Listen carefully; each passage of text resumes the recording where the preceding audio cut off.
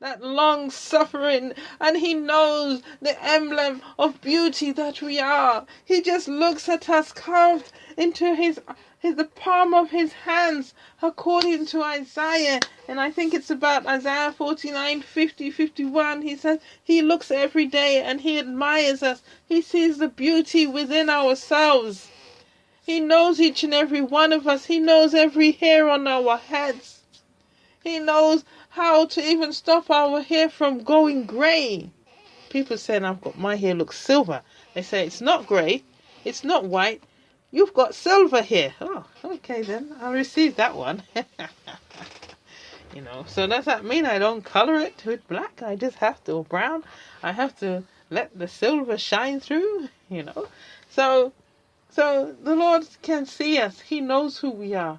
He loves us dearly for the nature, our true nature. But we are blindfolded. We are deceived. We don't know the true value that we are. And the Lord is so jealous. And he's thumping around in heaven. He's saying, when am I going to get my people? He knows when. But, it has to come to pass. His word has to come to pass. The New Testament, the promises of the New Testament, when he has said to Abraham and to Isaac and to Jacob, that I will take you to the promised land. I will take you to a land of milk and honey. He said to Abraham, I will make your inheritance numerous like the stars in the skies, in the universe. So we're all meant to be our individual stars hanging out in the universe with our own little empires and our own little kingdoms and our own little planet Earth. That's how great the Lord wants to make us. And we are so disfigured from who we are supposed to be. And the thing is, we hold on to this chaotic belief, this deception. We hold on to it like universal truth. We'll fight foot and tooth to believe ourselves to be lesser than that great and wondrous and awesome plan that the Lord had for us. Can you imagine that he made us, he put us together, and he knows what he's put in John and what he put in Sarah and what he put in Martha and what he put in Peter. He knows what he's put in Pravina, and he knows what he's put in Sadab and all the names that's out there. He knows each and every one of us. And we are not even a reflection of what the Lord has put into us. And we go around in despair, in lack of hope. And we don't even believe in him, where our relief can come. You see? And the Lord said, I am so jealous that I am furious. So he has to have, and I'm going to say he has to, I'm saying it from my perspective. That means if he's so furious, that means trouble is on the way. That means trouble is on the way. So he's going to have his witnessing prophets. But the fact is it comes in twos. He didn't say a witness, it comes in two. Two witnessing prophet. So there's a significance of the number 2. But I don't want us to be diverted by the number 2 and we start to think in binary. Alright? I want us to keep on the 2 souls. The figurative speech of the 2 souls. And there are others who would immediately think of Moses and Elijah. And too right, Moses and Elijah. But I want to hover a little bit. I want to kind of tease a little bit. I don't want to go straight into there, because I want you all to come with me on this journey. Let's get on the boat and let us ride the waves. Let us surf the waves and see what we can gather in this process of transitioning into a higher spirituality. You see. So the Lord is furious, and I can see him now thumping along. And he said, heaven is my throne and earth is my footstool. So is that what we feel when the earth begins to shake?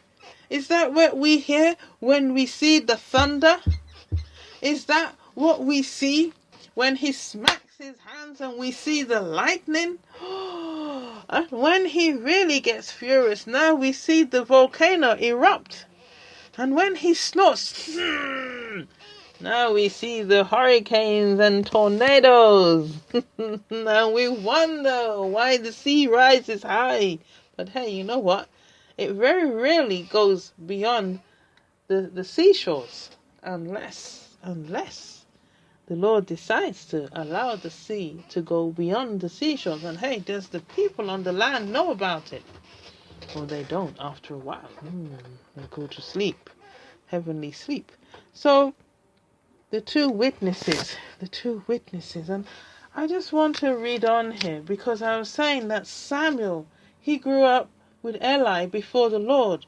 The light of the lamp of God was still on. He was in the temple and he was right near to the ark of God. But still, when the Lord called, and it took him 3 goes and he still did not figure it out. It took Eli to say to him, the next time you hear the voice, say, speak, Lord. Your servant is listening to you. And so Samuel had to go back, lie down, until he heard the voice again. Now we don't know if he heard it all in one night or he heard it over a period of time. But you know, I'm going to say he heard it over a period of time because the Lord can be like that. He doesn't necessarily come all together in a series. And if the Lord does come in a series, I'm telling you, you're blessed. I use the word lucky, you know, but we're blessed that if the Lord comes one after the other, he usually comes, and then you don't hear from the Lord for a while, you know. I mean, unless he's got you prophesying on a daily basis, you know. But if he's coming to give you instructions and to bid you, to call you, he usually comes, and then you don't hear from him. Then he comes again, you see.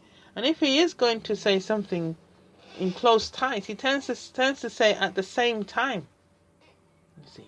So we're not sure the space of time, but I mean we can study further the space of time that he called Samuel. But each time Samuel did not recognize the Lord. So I'm saying that the 2 witnessing prophets, though they may have a slight suspicion if they read the Bible, they read the Holy Word, though they may have they will. The Lord will bring it home to them, to be quite honest. He'll bring it home to them in a terrific way. But what I'm saying, even then, you still cannot be sure.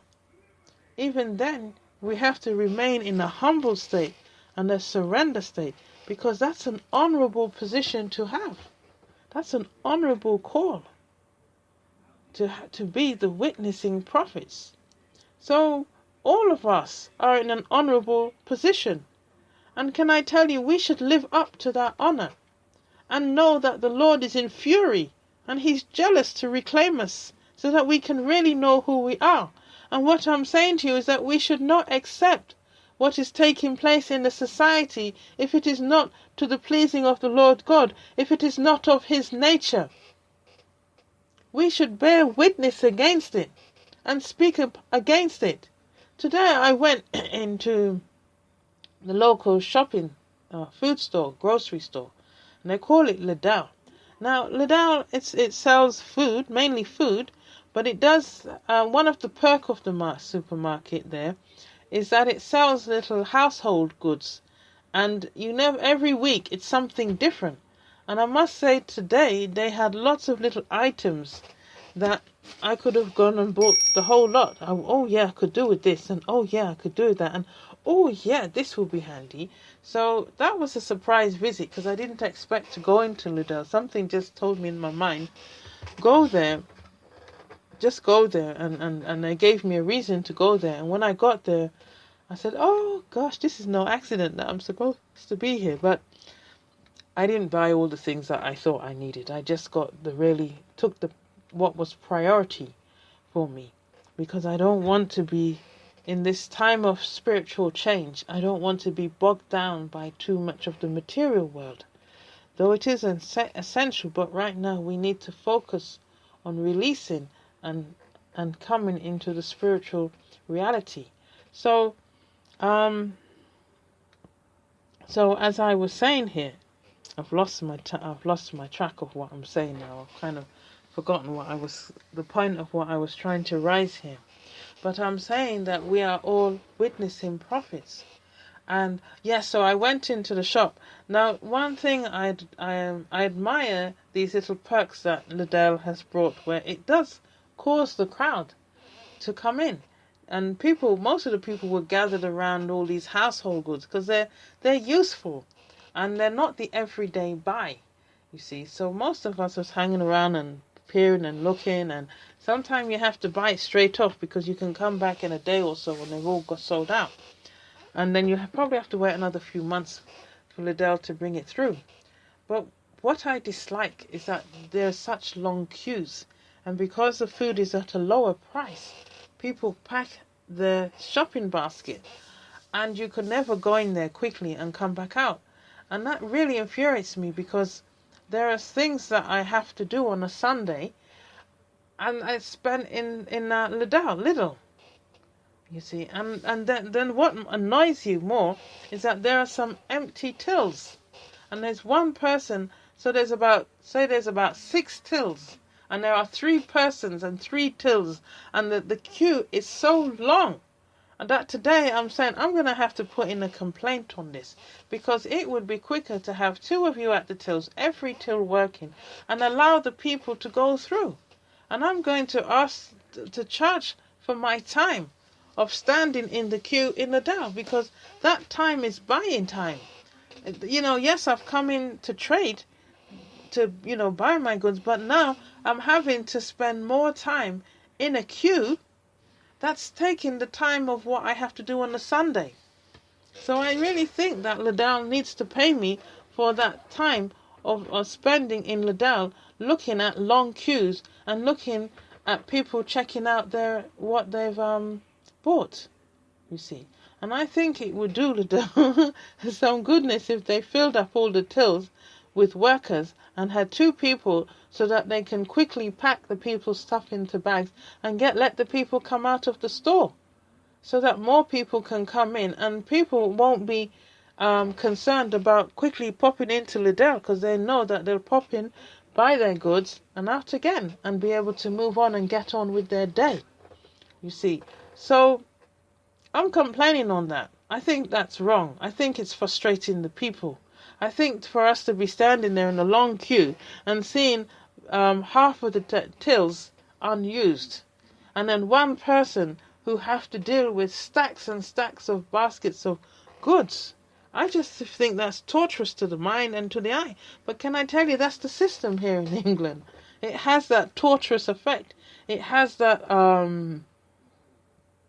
frustration about it. In all walks that we go to in England, there's some form of limitation and some form of frustration. And I'm bearing witness to it, that things should run smoothly and that we should not have to be enslaved to a time scale, you see. So each of us, I'm saying, has a responsibility to improve our environment, to improve our lives, to improve our governance to those who govern us. You see, because the Lord is pounding. He's rocking his head up on the throne. He's sighing from side to side. And sometimes he may even stamp his feet. And we hear the earth tremor. You see? So we are all witnessing prophets. And we should endeavor to bring the quality of the Lord upon the earth and into our lives. You see? And that's why the Lord has 2 witnessing prophets. So therefore, when the time comes that the Lord can take back his earth, these prophets who's been witnessing since the beginning of time, I'm going to put it that way, can bear witnessing of the suffering of the Lord's people. And the Lord did not design his people to be in suffering, to be in sickness and disease, to be in poverty, bad relationships, bad finances, to be aging and to be in long suffering and pain and even death.